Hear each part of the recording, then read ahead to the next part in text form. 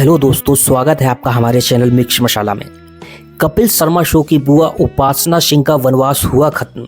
सास सरकार बहू चौकीदार में दिखेगा कड़क अंदाज। लंबे समय बाद भोजपुरी एक्ट्रेस उपासना सिंह फिल्म सास सरकार बहू चौकीदार से वापसी कर रही हैं।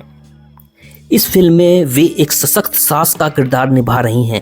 फिल्म की शूटिंग उत्तर प्रदेश के जौनपुर में हो रही है। कपिल शर्मा शो से वे घर घर में मशहूर हुई उपासना अपनी इस फिल्म को लेकर बेहद उत्साहित हैं। उपासना सिंह 14 साल के वनवास के बाद फिल्म सास सरकार बहू चौकीदार से वापसी कर रही हैं। उपासना सिंह इस फिल्म में एक सशक्त सास का किरदार निभा रही हैं। यामिनी सिंह लीड रोल में हैं। उपासना सिंह ने 7 साल की उम्र से अपने करियर की शुरुआत की थी और वे कपिल शर्मा के शो से घर घर में मशहूर हुई। भोजपुरी एक्ट्रेस उपासना सिंह लंबे समय के बाद एक बार फिर से इस इंडस्ट्री में कदम रखने जा रही हैं। कहा जा रहा है कि इंडस्ट्री से ये दूरी एक वनवास की तरह रही जो पूरे 14 साल का था। अब उपासना सिंह यसी फिल्म्स के बैनर तले बन रही भोजपुरी फिल्म सास सरकार बहू चौकीदार से वापसी कर रही हैं। इस भोजपुरी फिल्म सास सरकार बहू चौकीदार में उपासना सिंह एक सशक्त सास का किरदार निभा रही हैं। वहीं यामिनी सिंह भी इस फिल्म में लीड एक्ट्रेस के तौर पर नजर आ रही हैं।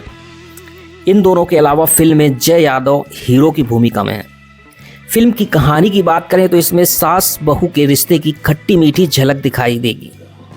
इसका निर्देशन प्रवीण कुमार गड्डरी ने किया है।